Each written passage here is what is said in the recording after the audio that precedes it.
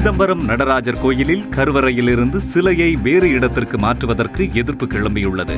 இது தொடர்பாக தீட்சிதர்களிடையே கருத்து வேறுபாடு ஏற்பட்டுள்ளது. திருப்பணியை முன்னிட்டு சிலையை வேறு இடத்திற்கு மாற்றும் இந்த முயற்சியை கோயிலின் நன்மையை கருத்தில் கொண்டு கைவிட வேண்டும் என ஒரு தரப்பினர் கோரிக்கை விடுத்துள்ளனர். ஈரோடு மற்றும் அதன் சுற்றுவட்டார பகுதிகளில் இருசக்கர வாகன திருட்டில் ஈடுபட்டு வந்த இளைஞரை போலீசார் கைது செய்தனர். ஈரோடு அரசு மருத்துவமனை அருகே நடத்தப்பட்ட வாகன சோதனையின் போது ஒருவர் சிக்கினார். விசாரணையில் அவரது பெயர் பிரபாகரன் என்பதும் சேலத்தைச் சேர்ந்த அவர் தொடர் வாகன திருட்டில் ஈடுபட்டதும் தெரியவந்தது. அவரை போலீசார் கைது செய்தனர். ஈரோடு மாவட்டம் வ.உ.சி. பூங்காவில் கைத்தறி மற்றும் துணி நூல் துறையின் சார்பில் சிறப்பு கண்காட்சி துவங்கியுள்ளது. கண்காட்சியை அமைச்சர் தோப்பு வெங்கடாச்சலம் துவக்கி வைத்தார். இங்கு பட்டுச்சேலைகள், துறைச்சீலைகள், சால்வைகள், ஜமக்காளம், வேட்டி உள்ளிட்ட பல வகை துணிகள் விற்பனைக்கு வைக்கப்பட்டுள்ளன. 20% தள்ளுபடியும் வழங்கப்படுகின்றது. இந்த கண்காட்சி வரும் 15ஆம் தேதி வரை நடக்கிறது.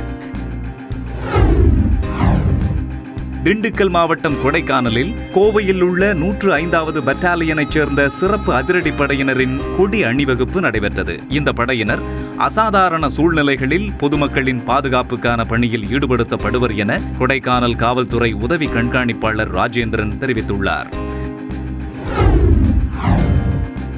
திருவள்ளூர் மாவட்டம் மாதர்பாக்கம் அருகே அமரம்பேடு என்ற கிராமத்தில் ரோட்டரி சங்கம் சார்பில் சமூக விழிப்புணர்வு பேரணி நடைபெற்றது. இதில் பங்கேற்ற ஊர் பொதுமக்கள் திறந்த வெளியை கழிப்பறையாக உபயோகிப்பது இல்லை என உறுதிமொழி எடுத்துக் கொண்டனர். இதற்கிடையே ரோட்டரி சங்கத்தினரால் இந்த கிராமத்தில் கட்டப்பட்டுள்ள கழிப்பறைகளை மாவட்ட ஆட்சியர் வீரராகவ ராவ் திறந்து வைத்தார்.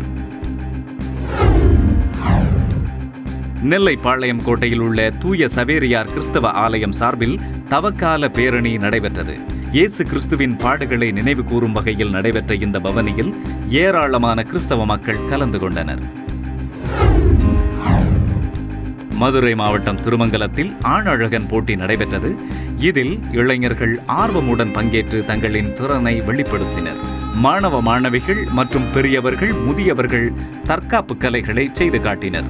ஆணழகன் போட்டியில் வெற்றி பெற்றவர்களுக்கு பரிசுகள் வழங்கப்பட்டன.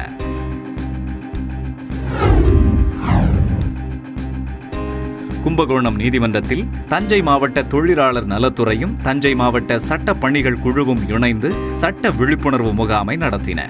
இந்த முகாமில் அமைப்பு சாரா தொழிலாளர்கள் 544 பேருக்கு திருமண உதவி, கல்வி உதவி உள்ளிட்ட நலத்திட்ட உதவிகளை மாவட்ட தலைமை நீதிபதி பூரண ஜெய ஆனந்த் மற்றும் சட்டப்பணிகள் குழு தலைவர் நீதிபதி முகமது அலி ஆகியோர் வழங்கினர்.